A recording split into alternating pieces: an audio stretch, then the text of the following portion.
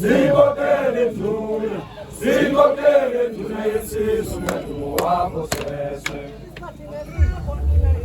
Umlandumo wakho seswe.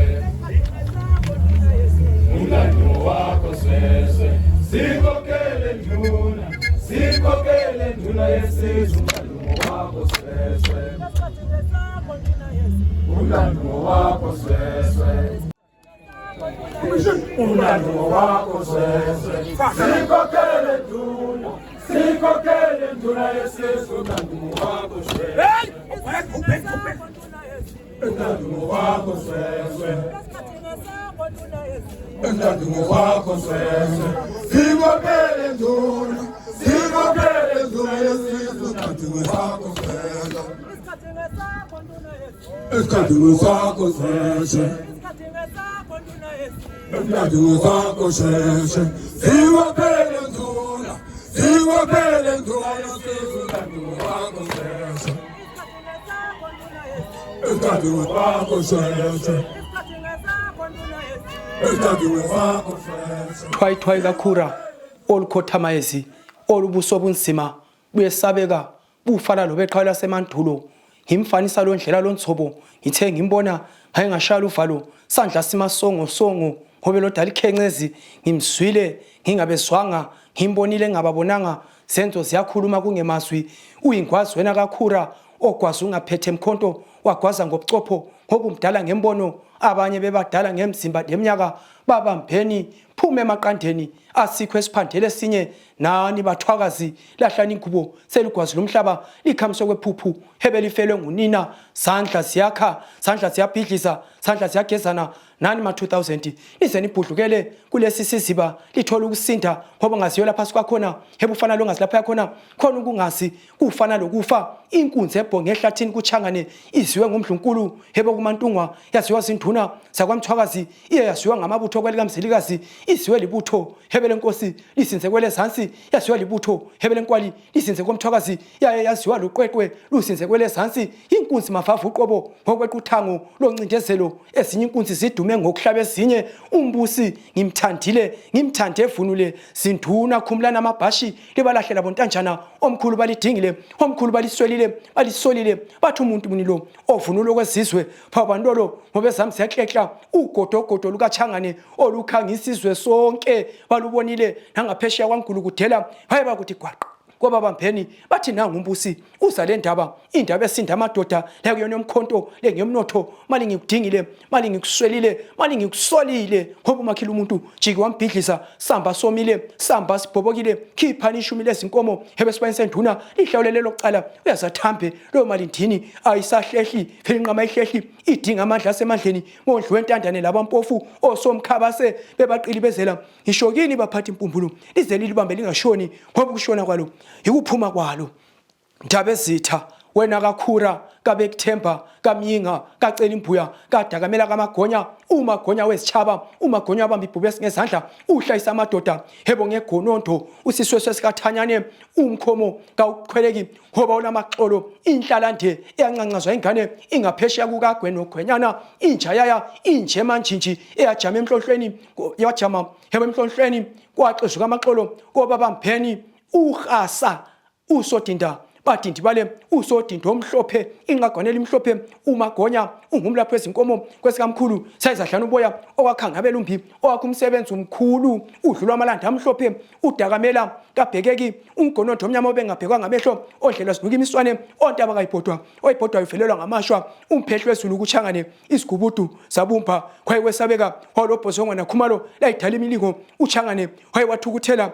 wathuthumela abafo bemkani umfula umphehlwe ezulu owahlenga inkosi kuchangane amachala akaka Alan Wilson esehlosi lahloba wahlenga njalo uMajor Lweli noFopsi wayebaphindela muva hebo bewaza ukhala nwelile uchangane wayewamshwabadela wabhubhudla emlonyeni wama lomdaka omnyama ngoba bambeni wena wangena ngiyombango awothi baba uzwa ngendaba khanda lesitimela esimatilokisa li-17 ligijime ngomzila wentuthuko layela khala isicilongo elizwe izindlebe zonke kumahlaba ezulu lithi vuka usimele wena ondlela zimhlophe isikhathi kasimanga kasilindanga mabelani hlalukani othatha wese hebelikhangwa imsindo benithi nihamba nenguquko kanti simezeni impilo ingakaze ngothola amadoda aqotho umbusi ngesaba hebukuthi ngumbusi ngobe ngasimbusi nje engumkhokhelo oqotho umbusi uhamba ngokuqonda endleleni ngengamfanisa noSolobhoni umkhuthazi wabenza okuhle hanemhlobelo kuyovela emihle imphumela kuphelile ukubiza ngamagusa amnyama indawo yenkayi nani mafakantini imani isibindi sokuyihamba lindlela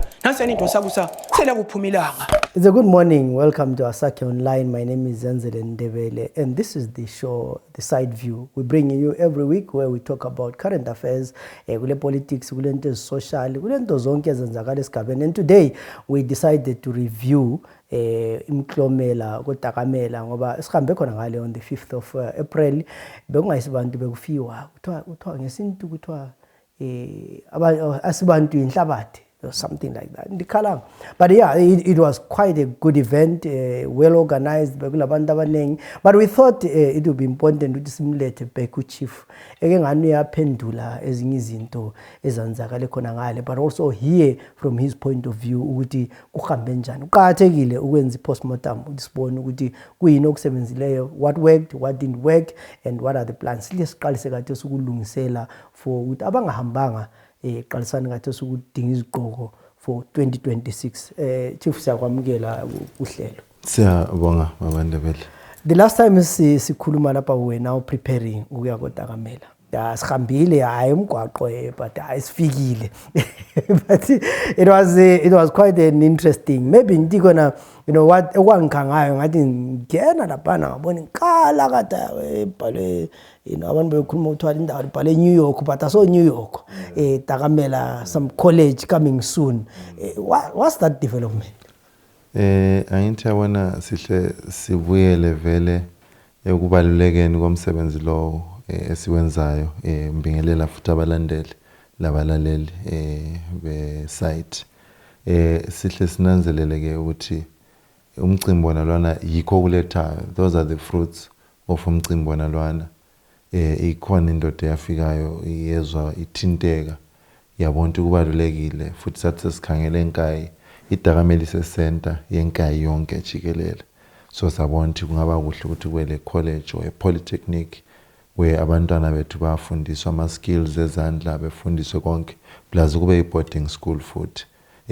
Omunye usangathi ukuthi hayi ibukeki expensive kakayibona sekhangele the negative side but ibalulekile ukuthi bekhona phana. So lapha besitshengisa ukuthi hayi something big is coming soon. Njengoba ubona ibhakani lilodwa vele ukuthi lilingana le block ye-classroom. So mbone ngathi hayi yiwo ama fruits of umsebenzi lo esikiwo. Yeah, ibhakane lodwa looked impressive and we can't wait to see with college yabinjani ukuthi kube ku-off one and we hope sizabe sikhona ku-official opening. Then isikhala umcimbi lapha sakhuluma ngento eziningi before umcimbi sakhuluma ngabo bush dinner, sakhuluma ngabo bush massage, sakhuluma ngecamping. Zonke into oziplanile zihambe njani? Yeah, siyabonga uzanenza ukuthi last year sa introduce i-bush dinner yabanhle sibili kodwa sabona lapha esikhuthe khona because we live to improve. Lapha esasikhuthe khona sathi this year we'll invest more ku-bush dinner. Hayi abafikileyo hayi babonile ukuthi hayi bekungadlalwa bekumnandi kakhulu yona i-bush dinner yodwa. It was an event on itself. Ibi separate from i-event liyana i-main event ngoba hayi kwakukuhle. Then sasikhuluma nge-bush massage. So i-bush massage besiqala ukuyenza. So it was an introduction. Sikhangela ukuthi si-assessa ukuthi i-feasibility yayo njani. But uzananzelela ukuthi we had even high delegates, ama MPs, ama high delegates ze-government zihamba lazo zisiyakwenza i-bush massage. Yakhumbula ukhona deputy minister wahamba la wayenza i-bush massage, Phemsek la wayenza i-bush massage, which shows ukuthi hayi into yakhona yayikhwabitheka. La nxa sasiqalisa kwakuyi-2 beds kule bonfire phakathi laphana kungela light kwakumnyama, light lethu kungumlilo. Hayi kwakukuhle ngoba ngiyakhumbula mina ngayenza lo munye MP wami ngezwe sehoqa sibili sebembambila wamchaya wazwalala sibili. So it was therapeutic kuyinto vele okufanele ukuthi iqhubeke isenzakala. So ngibona ngathi in a nutshell kulokho esasikukhangelele ibush dinner it was successful ngokubona kwami njengoba abantu sibona ukuhlukana and then i-bush massage layo to an extent yaba successful kodwa sikhangelela ukuthi si-improve njengoba sesibonile lapha esinga-improve khona. Then wona umcimbi mhlambe ngihle ngithinte kiyo njengoba wayi 2 days Friday and Saturday where we separated even nxa sikhangela ama-awards ngoba abantu bebanengi including the community members labantu ba-outside. So the first day kwaba i-Friday i-Friday sakhatha ama-awards ange-Friday aye-locally based. Then I've heard sibili a question ukuthi hayi phela ama-awards lawa kumele ukukhanya i-community kakhulu kumele ifakwe ngelanga le-main event Saturday. Ngathi hayi wena ngobona ngathi Saturday main event thina wethu ngama-main events so kuya ngokubona kwabantu. Then second day ke sasesifaka abantu abangisibo benkayi and also abantu ba-outside the country. You'd realize ukuthi sanika kwaZulu, sanika eZambia, sanika kwaNdebele, so kwakutshengisa ukuthi hayi labo bakwamukele because i-award omunye umuntu uyathi mina ngingeni lokho kwi-award kwena but bathatha ithuba babuya bezokwamukela those awards. Kutshengisa ukuthi hayi ngibone ngathi asefikile ukuthi aselapho kuyi-value mbijana la nxa ingekho monetary but khona okuyana ngoba i-value yayo isemuntwini ukuthi umuntu omnikayo yena wabona njani.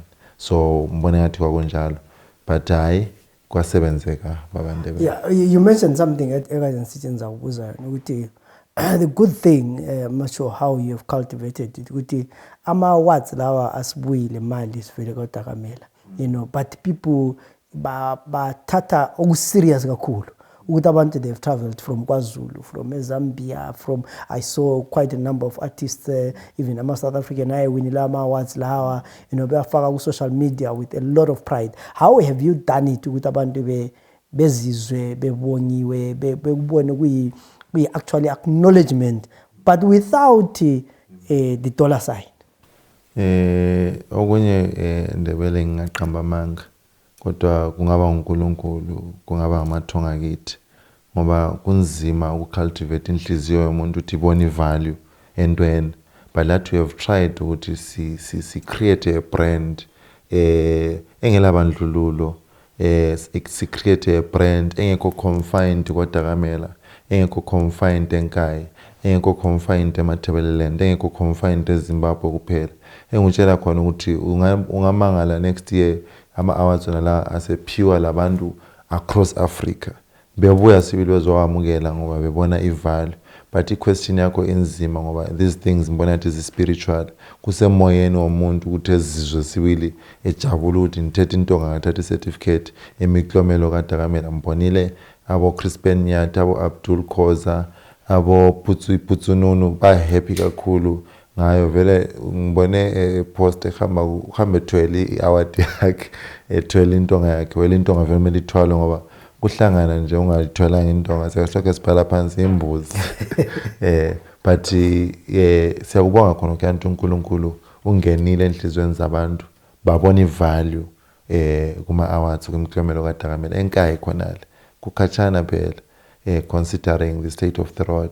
But ngithanda ukuthi umoya lwana uyababamba abantu bengakhangela komgwaqo ngoba sihlala sisitsho ukuthi ungabona ukhangela umgwaqo sisakha sisenza into enhle uthi angihambi ngenxa yomgwaqo usuyi-hindrance to i-progress, usuyi-hindrance to i-development ngoba sikwazi ukuthi abenza ukuthi singabi lo mgwaqo bona bajongene but we continue to engage ukuthi hayi akusayenzi ukuthi liyekele ukuthinta umgwaqo eNkayi, akusayenzi ukuthi umgwaqo eNkayi ungalungiswa. So hence coming in of ama-ministries landline phela i-cabinet we had 3 ministries represented laphana yi-cabinet naleyana entanda ukuthi ngikutsho futhi ukuthi I've also seen nxa silama-MPs lapha ezindaweni zethu nxa ucampaign ongama-elections whether umuntu ngayiphi party A, party B, party C bonke bathi sivotele sifuna ukuyalimela eParliament. sifuna ukuyalimela ukuthi izinto zihambe ezindaweni zethu.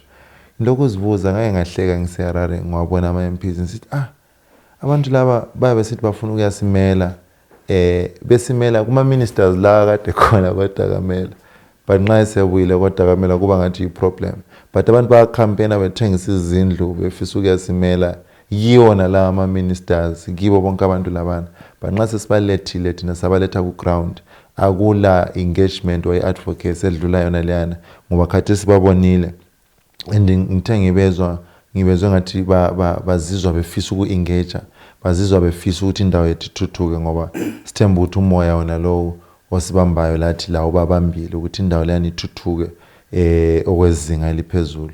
So bengisithi ngikuthinta khona lokho ukuthi ama MPs kumbe ama ministers siyathengisa izindlu lapha Ndebele sikhampenela ukuyakhuluma labo eHarare kodwa nxa sebebuyile kithi koDakamela bebizwe induna sokusiba iproblem kodwa uma umuntu uthengisa indlu lani limvotela ukuthi elimela kibo but nxa sebebuyile lapha usuzibuza ukuthi abantu sesiphambana ngapi.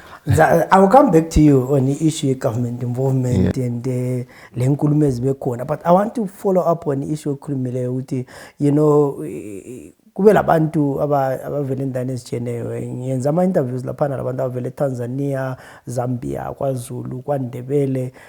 Already it's a continental event. Isifika khona panezingene ngoba bensizwa abanye kwaZulu esithi already abangani babo sebeqalisile ukulungiselela for next year, sebeqalisile ukuthenga ama camping lokhuza, sebeqalisile nje ukuthi uTantu bethungise benzeni, sebeqalisile ukulungiselela khona kyana. So wonke umuntu into yakhona ngathi snowballing, wonke umuntu ohambileyo, I think also it's because of the way okuphume ngayo, uphume kuhle. Sibonga labo lani njenge site, sibonga labanye abakhavile event ngoba bayikhiphe ngendlela enhle, kumbe vele ibengakhipheki ngenye indlela ngoba mhlawumbe ibinhle, but kuncedisile ngoba ihambile fine and wide sibili. Abanye bantshela kade even from diaspora, Australia, UK, America khona ngale, abanye sebeqala ukulungiselela. We had people vele futhi ababebuyile from umcimbi besuka endaweni ezitshiyeneyo ezifana njengaku America, UK belanda umcimbi wona lowana. So ngibona ngathi sibili it's going to ukuba i-continental event njengoba futhi sendokunye okuyisikhundlanyana lapho okuzamvumela to engage labanye abantu. So sizazama ukuthi sibalethe because twa ukuhamba kuzala inkosi and lana elivakatshelwe kunengi okusala kusenzakala. So ngibona ngathi there is growth sibili, there is growth. Yeah, nzaphinda ngubuze njalo nge directorship, but kade sakhala umcimbi yeah because I saw quite a number of guys lapha sibuye endleleni who were coming from the UK specifically for event besithi bazo supporter, and yeah it's already maybe sakhona lapho singathi singaqalisa ukuthungisa yini for next year. What's different for next year? Hayi ukuthungwa sibili akuthungwe athenga imvunulo abantu beqhaza ukuthenga kancane kancane ngoba mbona ngathi next year kuyabe kuchisa, next year kuyabe kukukhulu ngokubona kwami. Nxa ngikhangele uthando endilubonayo ebantwini, le appreciation of this event kuyatshengisa ukuthi abantu abaningi bazabuya. So asithungiseni babaNdebele. Engeke ngikutsho kakhulu ukuthi okuzaba different yini because sisalomnyaka wonke to plan and engage, and also including abantu abanye from outside. They can always hit up kuma comments besitshuthi hayi thina sifisa ukubona lokho, thina sifisa ukubona lokho, thina sifisa ukuthi ngakungahamba kanje, and then it helps us ukuthi sibe shaped ngoba event lana ingabe imklomelo kaDakamela, but we also asikho ignorant ukuthi asithathe advice, asithathe imibono linjeleke lifake imibono into yakhona iphume ngendlela, because angeke ngikwenze ngingedwa khona kyani. So imbono yonke ibalulekile, iqhakathekile, but imbono constructive noma umuntu ngadibonisa uyaqhaza ukukhuluma ezinye izinto ezinye ezinjanjani, but sifisa imbono eyakhayo constructive.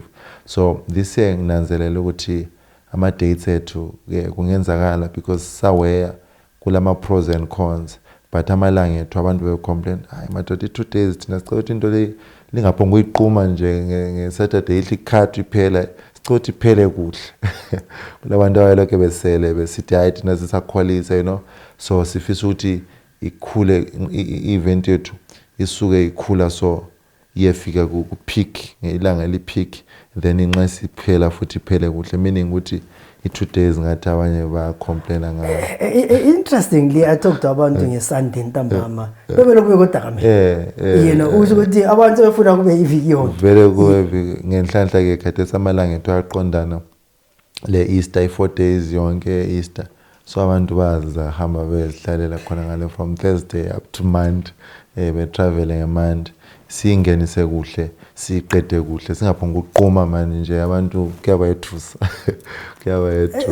yeah, it's quite an interesting concept with abantu they still wanted to abantu ababekempile khona ngale athi hayi nasihambe usuku zihamba kusasa kwakhona kwaba le excuse kwaze kwasuka ntambama.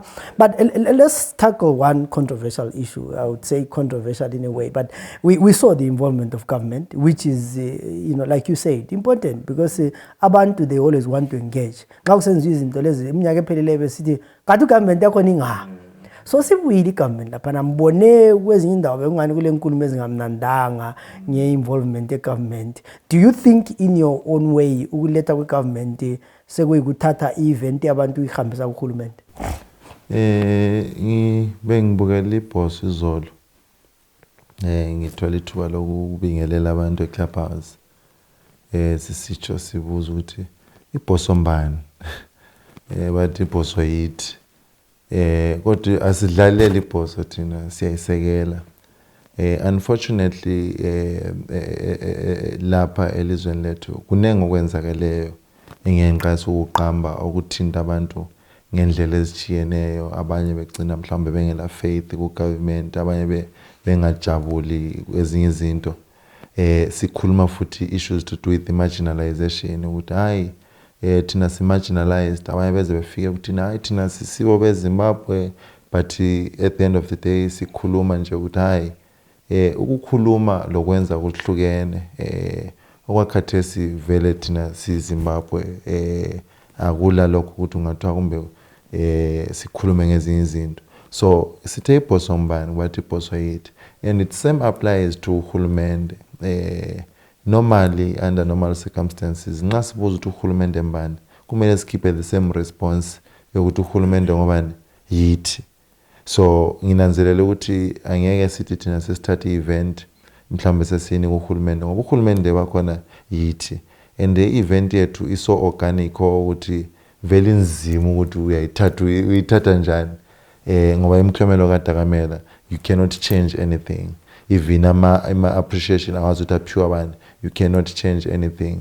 Bona abangabuya ngakho and I'm happy ukuthi babuyile batsho lokho abakuthile ukuthi iDakamela is a tourism destination. That event is a tourist attraction and nxa sebetsho njalo sebefuqa la at the level of Zimbabwe Tourism Authority.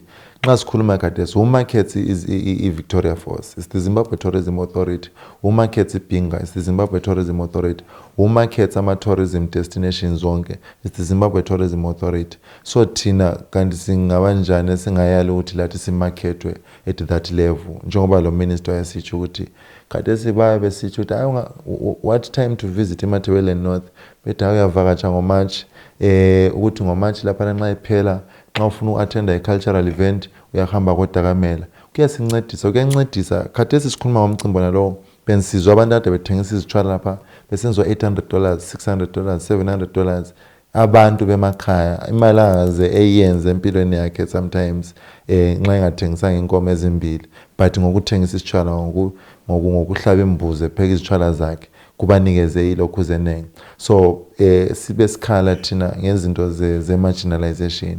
So I think we need also to define ukuthi marginalization yini njengoba kukhulunywa marginalization enkaya sikaze sibe lama ministers or ama ministries angu3 ngesikhathi esi1 koDakamela and asikaze sibezwe bezicommita ngendlela abazicommita ngayo thina siyaqalisa ukukuzwa khona khana and angazi ukuthi bakhona yena sibake bakwenzelwa khona lokho thina we would like to take that risk if kuyikuthi bayakuthatha khona lokho but we would like to take that risk and nxa sithatha risk leyo asithi ukuthi sithi vele bazakuthatha but siyabe silokhu si-engagana sibonisana ngokubalulekileyo iku-engagana. Nxa ngisithi Ndebele ngicela ungincedise lapha entweni leyo angisho ukuthi suyithatha but siyabe sibonisana and futhi okunye engilokunanzelela ukuthi singabantu besintwini kakhulu sisazenza saba inferior kakhulu. Nxa uminister oyi-1 engabuya kodakamela thina siyi-6,000 sizwe ngathi sezosiginya siyi-6,000 imbono yethu yonke le sibona ukuthi sengayiginya thina we should be more organized in a sense yokuthi asiginyeki into eginyekayo ngekho organized into ethathekayo ngekho organized but thina sifuna ukuba organized to an extent yokuthi you cannot say uzosiginya wena ungabe uzopartner uzosincedisa sihamba sisiya phambili. So hayi kukhona ububi but ububi embobonayo ngokuthi involvement ka government abezubuhlungu ngakho ilaba babefuna imibuso ukuthi phela ngoba umuntu ucampaigna umgwaqo enkayi so umgwaqo enkayi wabuye ulungiswe yena akakho happy kwakhuluma omunye umuntu ekhuluma ngamabhasi esenze example ulabana bamabhasi akudala ama-AVM prefer ukuthi sometimes umgwaqo enkayi ube njeyana ngoba ungalunga ama-AVM abasalokhu sokubuye amabhasi anjani. So umgwaqo enkayi ama-issues esikiwo ubunzima esikiwo omunye umuntu kafisi vele ukuthi kulungiswe ngoba kungalungiswa enkayi khona phana omunye umuntu uyasala engekho relevant.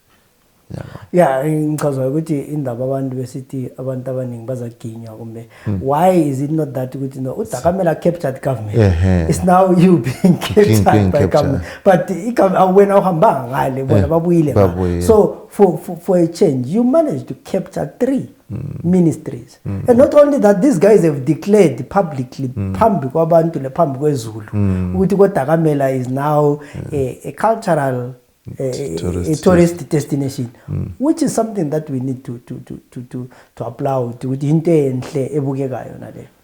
Anti ukuthi okuya kubuhlungu ichology declare kodwa yini and kodwa si town mbona ayideclare akula muntu ongela sikhundlo lamandla okudeclare ukuthi sokuyi town sokuyi tourist destination sinje singaze sizonde njani sithabe njani ngeke mvuke declare iDakamela nje tourist destination angilawo amandla wona lawa angilayo authority wona le and also khonoko kutsho Ndebele ukuthi thina sinje why kumele khonokani indaba kaJona lenhlanzi Jona lenhlanzi ngathi waJona waginywa inhlanzi thina sasijwayele inhlanzi zethu ezincane sasitshela ukuthi uJona uginwa njani inhlanzi encane nxa sikuba but asibe kwazi ukuthi zikhona inhlanzi ezinkulu ezikhona ukuginywa uJona and but also at this point mbone ngathi mina nginje ku history yami as a chief as a person angaze ngafika ku level yona leyi yoku-engagana lohulumende in terms of ukuthuthukisa abantu bakithi ukuthuthukisa isintu sethu. Khathesi ungananzelela abantu nxa senze imicimbi yethu the fear babelayo ukuthi umcimbi lo uzamiswa anti but khathesi lawo bafikile ngabona uminister was happy ekholisa la ukuthi culture yethu aso emkhonto yokugwaza asokuthi ugqoka umqhela sikugqoka imvunulo sokuyikulwa but culture yethu ubuntu bethu is to accommodate abantu ubuntu bethu ukuthi sitshengise omakhelwane thina umakhelwane nxa ebuyile umuntu wemzini nxa ebuyile nguyodlela emganwini wekhasi umuntu ongumakhelwane ungawumganu akula umuntu omthethisayo ngoba ngubani umuntu wemzini. So this culture entsha esesilayo ukuthi umuntu wemzini siyamthethisa kanjalo nje ayisiyo yethu singabantu besintwini and ukutshengisa ukuthi mhlawumbe asibo abantu besintwini abayenza njalo. You know, you also touched about imali zabantu abazithola bethengisa lapha, which is the whole essence of the event, the rural economy. You know, bekule camping lapha abantu bebecampa abantu bebesenzani kuncede njani izakhamizi zakoDakamela? Angithi abonthi nxa sikhuluma nge-entrepreneurship sikhuluma ngokuthuthukisa ama-rural economy. Ngihlala ngikhala ngikhuluma even emhlanganweni nsithi khonapha anti mina ngihlala ngokubuzwa awukathathi yini sokumele uthathe sokumele njani ndokubatshela ekhaya khona ngaluthi khathesi lapha ngihlala lani lingokhulu lingogogo khathesi nxa ngidinga lapha ekhaya abantu abani bonke bakobulawayo baseGoli banga so lithi nithathe nga and it's also because there is lack ye-economy, akula economic activity. Wonke umuntu uyasuka migration nalana to look for greener pastures. Okugcina kudala ukuthi ngabe ekhaya kusale kungela youth, kungela abantwana, and gcine lathi siyathatha ngaphi. But lokho ngiyabe ngikutsho nje just to emphasize ukuthini kubalulekile ukuthi kube lama economic activities. So khathesi abantwana sibeqalisile ukuhlela ukuthi next year thina sifisa ukuba khona ku camping, ngoba nxa ukhona khona pa camping kulabanye abantu abadla every 3 minutes, every 10 minutes, abanye abantu abahlala besidla kuphela. But nimcimbi wethu kudliwa ngelunch, sometimes siphuza ukudla lunch yakhona. Ungazi ukhala uthi akuphuza ukudliwa, ungakhali. Bakhona abantu abathengisayo phandle, hamba uthenga ukudla njani udle than ukufuna ukusisola. Yikho bekhona phela ungatshona usuthi kuyathenga abantu lapha. So mbone ngathi khona kana kudala ukuthi abantu abethu sebeqalisile ukufocusa kutsha futhi kodwa mina they are now starting to say no, mina mfisa ukwenza so. Sebeqalisile abantu ukuthi sifuna ukwakho ngama round huts okuhle ukuthi ama visitors nxa ebuye. Uyethi more than 1000 or more than 2000 abantu abangesibo bakodakamela abasukileyo abadinga accommodation. Izikolo bezigcwele, ama classroom onke begcwele pam, i-camping bekugcwele. So we also encourage ukuthi abantu abethu beqalisa ukuthenga ama camping facilities, ukuthi oyabefuna ukukemba maybe $20 ngenayeti uzikembele. Mina nginje ngakemba 2 days, ngakholisa vele impilo yami sitshintshile, sengibona ukuthi ukulala etendeni kungcono, because I also enjoyed, and also I didn't want to put abantu ku situation yokuthi ngithi campa nini mina ngelala endlini. But it was nice ukulala etendeni, kwakukuhle kakhulu, including ama guests ethu from esikhosini like abakwaNdebele, siswa kwaZulu ngale, labanye abantu ababalulekileyo ababona icamping kufanele ukuthi ibe khona. The likes of abazana K wafika yena manje wathi wafaka wathatha izinga wafaka phezulu, wazibuyela le mota yakhe idonsa camping lokhuza equipment yakhe, wafika wachaya enye into enhle kakhulu. So ama opportunities are there, ngoba wonke umuntu othengisa ukudla kwesintu, bathengisa intonga, bathengisa in bathengelwe okwezinga abangalaziyo emcimbini. Ukwamenshana ukuthatha lapha na beno ngithi ngizakubuza umbuzo lo usubuye kahle. Chief, iminyaka simide kambe ama plan nakhona yini? Matata.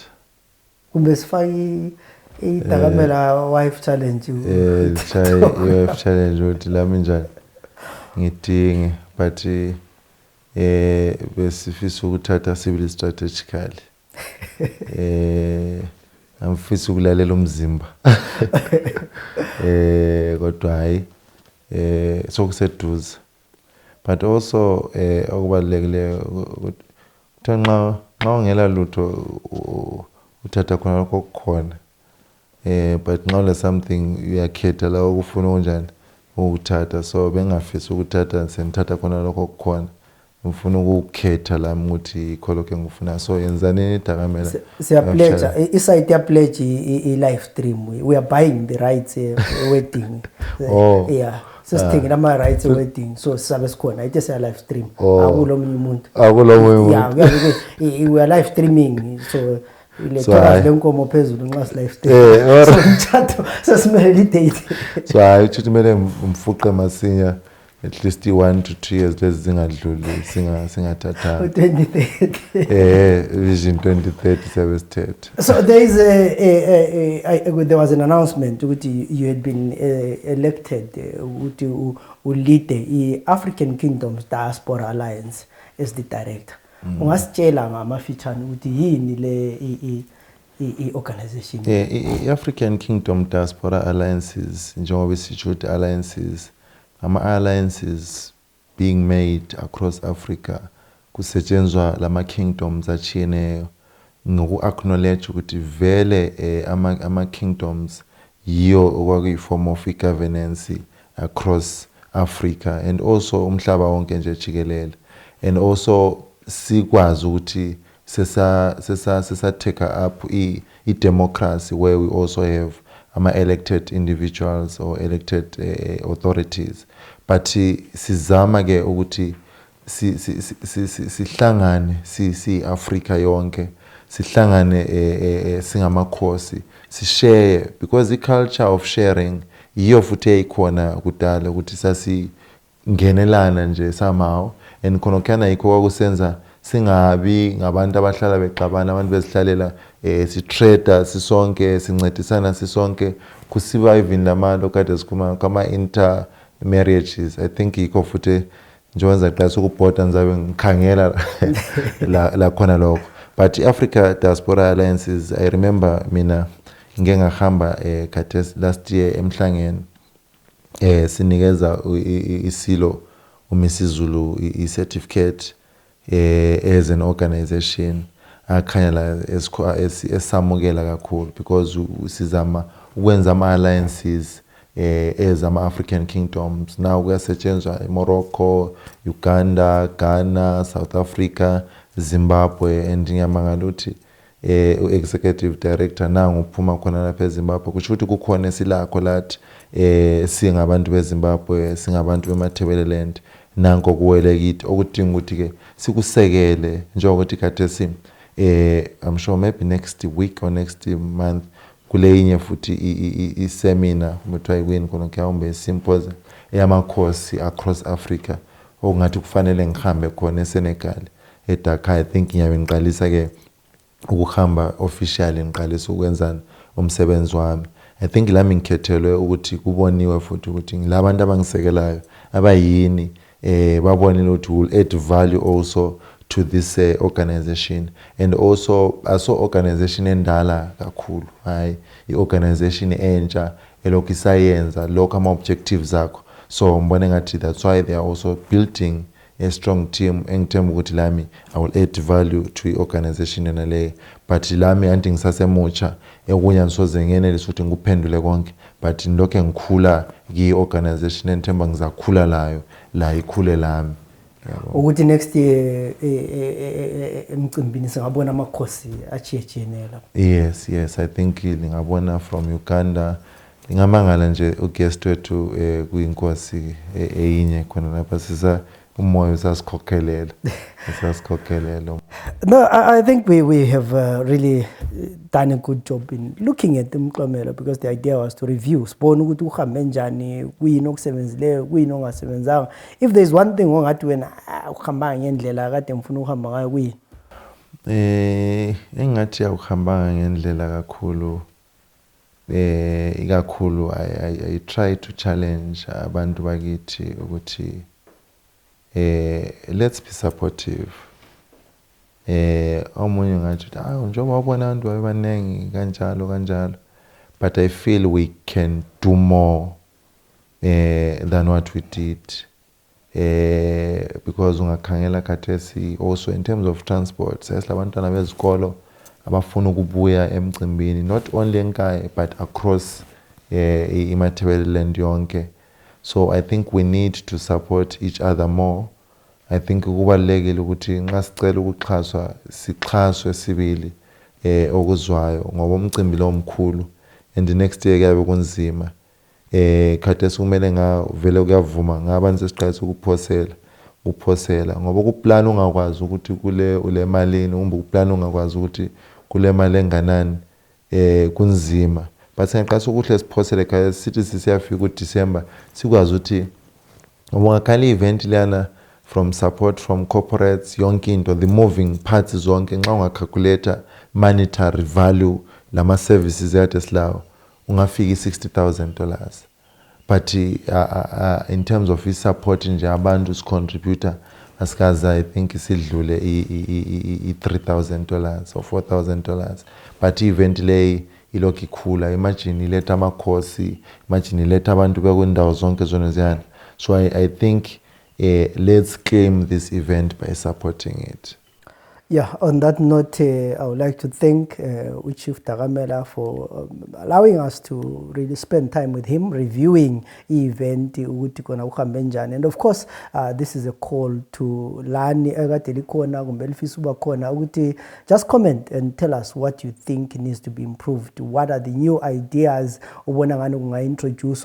Not only that, but when as an individual, next year, What is it that you want to do? What are you pledging? Minandama campsites and nama tents 20 that I want to bring Kotagamela and hire them out. And then come 5 that I want to donate to the event. What is it that you want to contribute, but also which ideas do you think can make the event better? So we still have a year. Ukuthi sibe ukuhlanganisa khona sizazama this year ukuthi maybe after 6 months besibiza uchief simbuza ukuthi sekuhambe njani, what is going on, so that singathuthi kuphela next year 2 weeks before the event sesikhuluma nge-event. But eventing yenu abantu benkayi they appreciate because they are also getting the value out of it. So your ideas and your support are welcome. My name is Zenzele Ndebele. Asihlangane njalo kwezinye inhlelo. Singokele nduna yesizwe, umadumo wakho sese.